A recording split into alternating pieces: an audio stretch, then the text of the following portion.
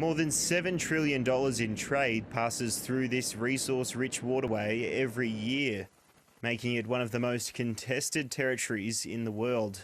Soon-to-be President Ferdinand Marcos Jr. made his position on the Philippines' territorial claim in the South China Sea unambiguous. We will not allow a single square, and even make it smaller, a single square millimeter of our maritime, coastal, and up to our 200 kilometers rights to be trampled upon. A 2016 ruling by the International Arbitration Court scrapped China's claimed 9-dash line, which the Philippines says has no standing. Countries around the world are designated 200 nautical miles of exclusive economic zone extending from its coastline. The Philippines say its territory reaches west across the Spratly Islands.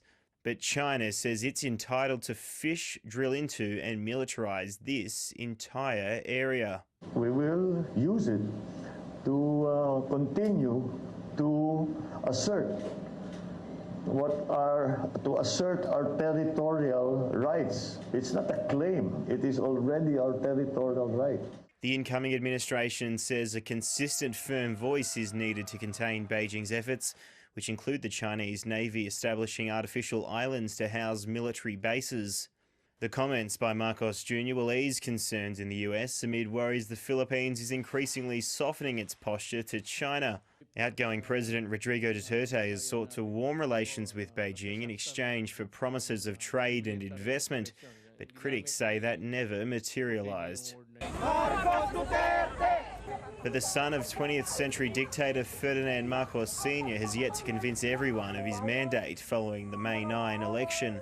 Protesters voiced their outrage at the president-elect as the parliament officially proclaimed his victory.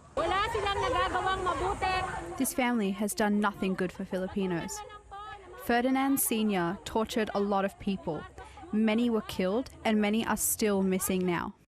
Marcos Jr. will take office on June 30.